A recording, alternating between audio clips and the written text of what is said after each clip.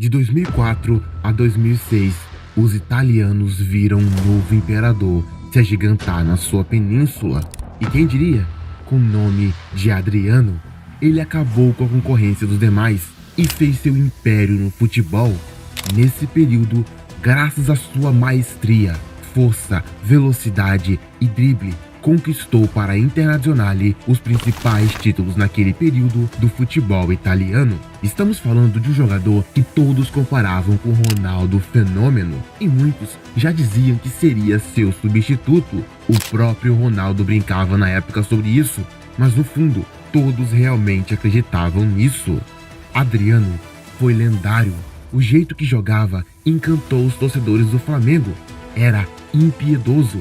Quando dava uma brecha, lá estava ele fazendo seu gol. Seu futebol abalou a Itália. Jogadores do mundo inteiro se rendiam ao seu talento, se rendiam à sua habilidade.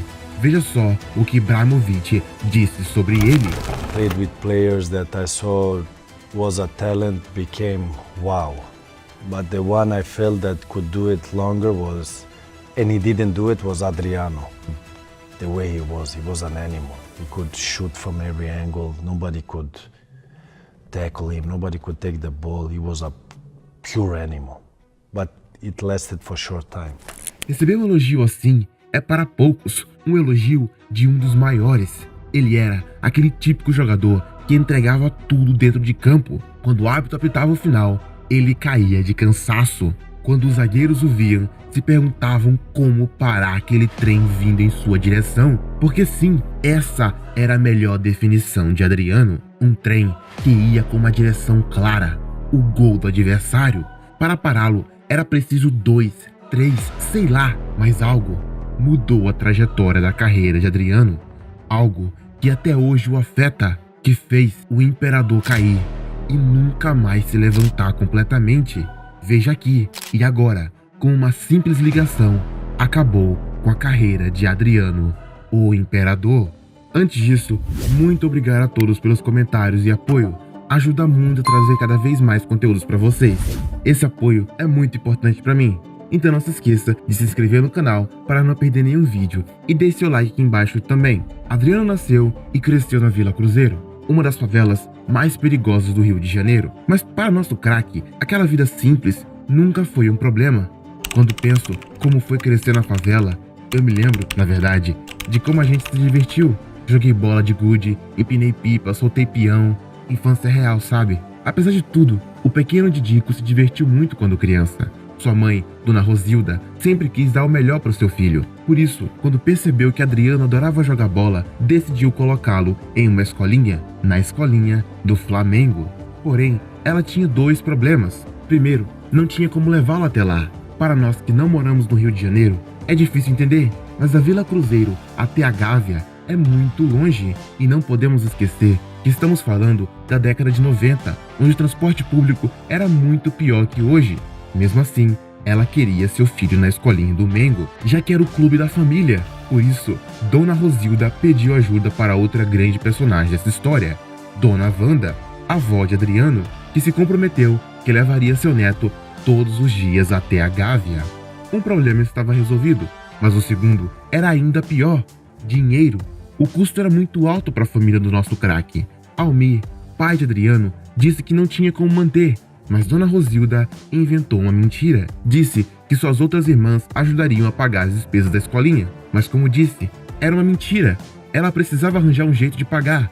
Por isso, por 8 anos, Dona Rosilda fez horas extras todos os dias e pegava todos os bicos que podia. Quando Almir percebeu a mentira, não ficou bravo. Simplesmente pegou o exemplo de sua esposa e se matou de trabalhar para ajudar seu filho com seu sonho. Dona Wanda sabia dos esforços dos pais de Adriano, por isso cobrava muito do seu neto. Ela queria que ele fosse o melhor. A família não tinha como dar dinheiro para ele comprar coisas para comer por lá. Por isso, Dona Wanda e Rosilda faziam pipoca e de vez em quando pão com açúcar dentro, para Adriano levar para o treino. Lembro do gosto daquele pão e da pipoca até hoje, disse ele anos depois. Agora imagine a vida daquela pequena criança. Morava na Vila Cruzeiro, treinava na Gávea e fazia seus jogos na Urca. E depois voltava para jogar em um clube de futsal, o Grajaú. Resultado, Adriano repetiu a quinta série 3 vezes e só conseguiu passar na quarta pelo ultimato de seu pai. Ou ele passava ou renunciaria a alguma das coisas. Só que, como disse, se imagine na pele dele, ele precisava fazer muita coisa e nunca tinha tempo para os estudos. Mesmo assim, foi levando. Com 11 anos de idade, ele já começava a se destacar na escolinha do Urubu. Por isso, o clube decidiu pagar para ele uma pequena ajuda de custos. Aqui, mamãe, disse ele pequeno, o Flamengo decidiu me dar um salário, é tudo seu. Naquele momento, Dona Wanda não sabia se Adriano se tornaria um jogador profissional, mas sabia que estava criando um homem. O pequeno Didico não pegava um centavo do dinheiro e dava tudo para sua mãe comprar as coisas dentro de casa. Desde pequeno, o imperador demonstrava o tamanho do seu caráter. Quando nós íamos para a Gávea, acordávamos bem cedo, pegávamos um trem e um ônibus para chegar lá. Adriano ia quietinho, nunca reclamou, fosse calor, fosse chuva. A avó de Adriano complementou. Dona Wanda sempre chamou seu neto de Adirano. Nos treinos do Flamengo, ela gritava com as outras crianças: "Toca a bola no Adirano, ali, nele." Na volta, no ônibus, ela cobrava o neto: "Por que você não fez o gol? Por que foi por ali e não pelo meio?" Adriano chegou a dizer que Dona Wanda o cobrava tanto quanto José Mourinho. "Minha avó sacrificou a vida para que eu pudesse ser um jogador de futebol", disse o craque em entrevistas anos depois. Adriano também jogava no time do pai. Era um time amador que fazia suas partidas dentro da favela. Ele adorava. Todos os seus amigos estavam com ele, mas Almi, pai do nosso craque, levava a sério. Quando algum jogador do time aprontava na escola, Almi o deixava de fora do time. Uma vez, ele encontrou uma das crianças com um copo de bebida na mão. Simplesmente jogou fora o copo e deu um esporro nela. Todos conheciam o pai de Adriano na Vila Cruzeiro. Ele era muito querido. Alguns anos depois, quando Adriano já era adolescente, ele e sua família foram em uma festinha. Nessa festa, uma confusão aconteceu. O que posso dizer é que quando Adriano olhou seu pai, ele já estava no chão. Ele tinha levado um tiro na cabeça, mas por sorte, a bala não acertou o cérebro.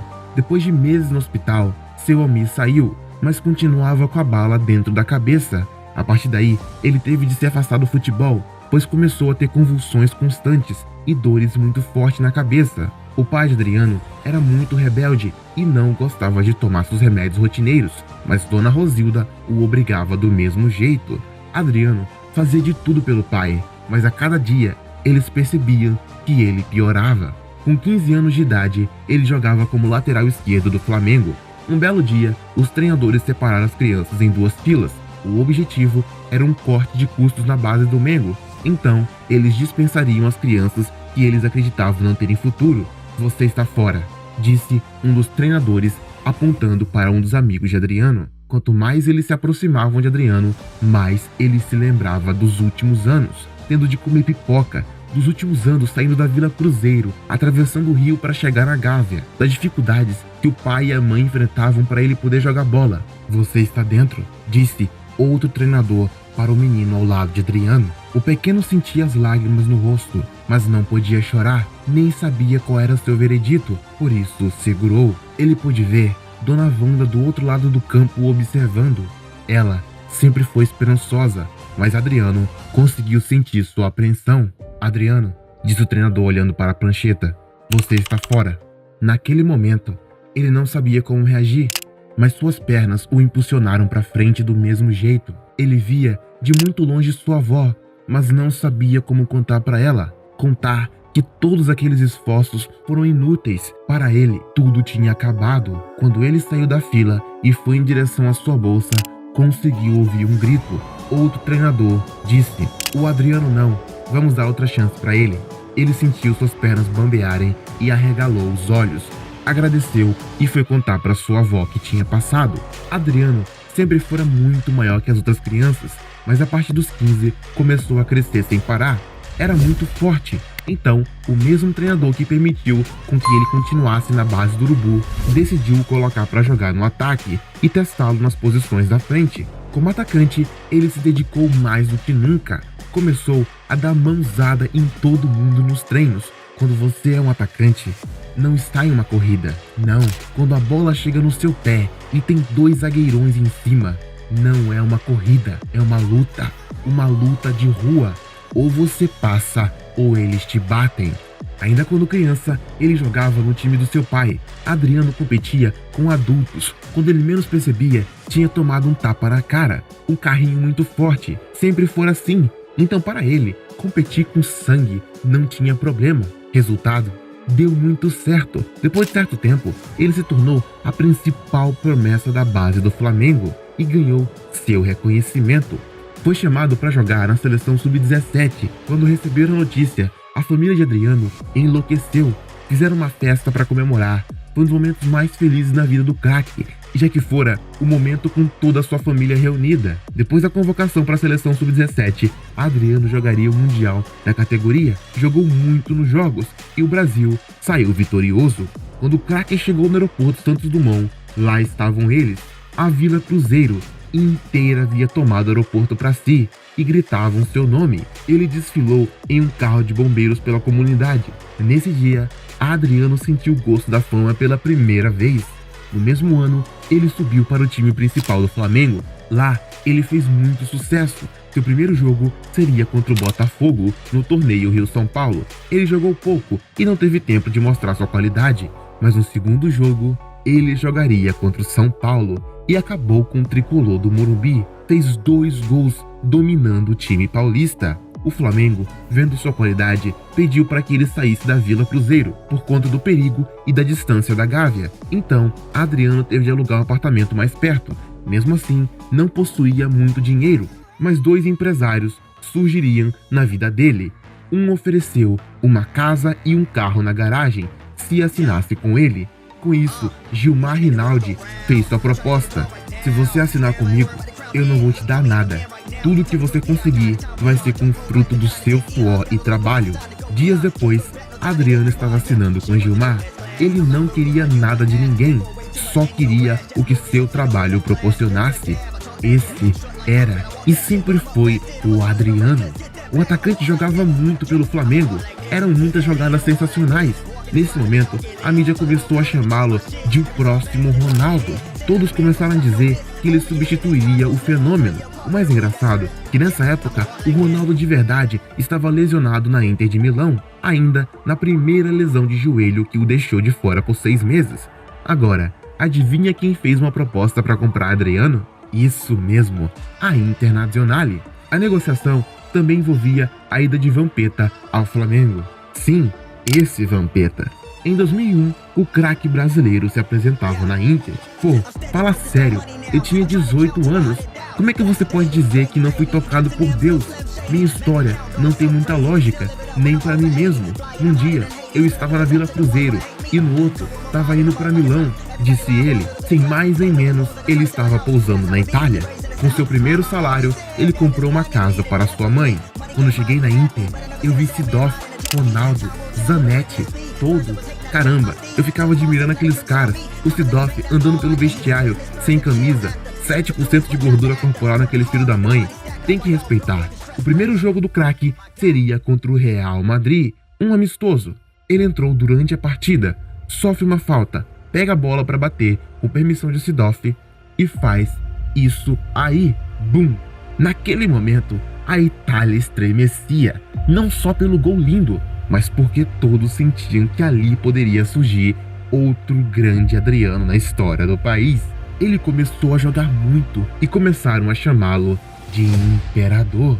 A família de Adriano foi visitá-lo na Itália, e quando digo a família, me refiro a 44 pessoas. Quando soube disso, Massimo Moratti, presidente da Inter na época, alugou um ônibus e pagou uma turnê por toda a Itália para a família do craque. A relação de Adriano e Massimo até hoje é muito forte. Adriano e Ronaldo logo viraram amigos, mas a Inter decidiu emprestar o Imperador para a Fiorentina. Na época, o time estava falindo. Mesmo assim, ele se destacou. Fez 6 gols em 15 jogos num time horroroso que fora rebaixado. Mas Taffarel, jogador do Parma, perguntou se ele não queria ir para o time. Adriano aceitou na hora e a Inter emprestou o craque para o clube da Parmalat. No Parma, ele se destacou ainda mais, fez uma série de jogadas. Seu futebol evoluiu muito e em 28 jogos conseguiu fazer 15 gols, deixando seu time na 5ª colocação do campeonato. O feito foi muito importante para o clube. Adriano retornou à Inter em 2004 e precisou de poucos jogos para mostrar que realmente estava pronto para aquilo. Ele vivia uma fase esplendorosa ao lado de um time forte, fez 12 gols em 18 jogos. O Imperador havia voltado e a torcida enlouquecia ao ver sua qualidade. Ele era fora de série, muita força e habilidade. Poucos jogadores conseguiram reunir esses dois atributos juntos. Isso que mal falei dos chutes fortes que ele fazia. Eram como mísseis teleguiados e que nenhum goleiro parava. Sua capacidade de finalização era fora de série também, talvez comparada à do próprio Ronaldo. Nesse ano, Ibrahimovic chega no clube e faz uma dupla de ataque matador ao lado do nosso craque. Os dois juntos abalaram a Itália e a Europa. Aquele era o império de Adriano se construindo. Para completar, ele também foi convocado para a Copa América de 2004. Nela, o Brasil trucida todos os adversários. Na final, encara a Argentina, que vencia por 2-1 até o último minuto de jogo, quando Adriano fez o gol de empate, levando o jogo para os pênaltis. O Brasil conseguiu vencer e Adriano foi o mais festejado. Ele tinha jogado demais. Naquele momento, o Brasil conhecia a real qualidade do Imperador. Naquela primeira metade de ano, ele anotou 14 gols em 15 jogos. De quebra, foi eleito o 6º melhor jogador do mundo pela FIFA e marcou gols antológicos, como um em cima do Valência em pleno Mestalla pela Liga dos Campeões da UEFA, em jogo que terminou 5-1 para a Internazionale. Adriano continuava em ótima fase, porém seu império ruiu. Recebeu uma ligação da sua mãe. Adriano, seu pai morreu. Aquilo acabou com o craque. Tudo simplesmente parou de fazer sentido. De repente, o que era tudo aquilo que estava construindo? O pai de Adriano havia morrido de ataque cardíaco. Depois disso, meu amor pelo futebol nunca mais foi o mesmo. Quando jogava pela minha família. Fazia gols por eles, pelo meu pai. Quando ele morreu, nunca mais vi o futebol da mesma forma. Adriano começou a beber muito, encontrou um refúgio no álcool, mas a dor não passava. Não importava o que fizesse, ele estava se destruindo por dentro e não conseguia se concentrar nos jogos. Não importasse o que fizesse, ele tinha caído e tudo para ele tinha acabado. Adriano estava sozinho na Itália e precisava se recuperar, mas não conseguia. Ele sabia que a Inter não tinha nada a ver com aquilo. Seu corpo queria, mas a mente não o permitia treinar com regularidade. Não permitia ser o imperador de antes. Depois que meu pai se foi, minha alegria foi junto dele. Ele tentava esconder a tristeza dos companheiros, mas estava estampada na cara dele. Javier Zanetti disse que quando o brasileiro recebeu a ligação, ele bateu o telefone e começou a gritar descontroladamente. Ele continuou a fazer seus gols, mas depois daquele telefonema, nada foi como antes para ele. Era nítido e ele estava sofrendo muito. Adriano voltou ao Brasil para ver seus familiares, mas rapidamente ele precisou retornar à Itália. Quando voltou, continuou a fazer muitos gols e a imprensa chegou a dizer que ele tinha conseguido superar bem a morte do pai. Mas o que eles não viam era que, na verdade, Adriano estava entrando lentamente em uma depressão profunda. A torcida da Inter começou a dar apoio para ele e gritava ainda mais alto seu nome. Um jornal da época chegou a lançar uma matéria sobre ele, com a capa o comparando ao Adriano Imperador Romano. Mas para nosso craque, as coisas iam muito mal de verdade. Ele continuava a jogar bem, mas sua cabeça estava completamente sem rumo. Ele estava sem rumo a vida inteira. Ele idolatrou aquele pai que fez de tudo para que ele fosse um jogador de futebol, que fez de tudo para que Adriano fosse um homem de bem, que desse orgulho. E assim, nosso craque trilhou seu caminho, mas nem sempre, ou melhor dizendo, quase sempre, as coisas não saem como nós queremos. O que ele não sabia é que muitas coisas ruins ainda estavam por vir. O resto da história de Adriano vai ficar para um próximo vídeo. Se quiser a parte 2, comente Imperador. Muito obrigado a todos pelos comentários e inscrições. Vocês são incríveis. Fui!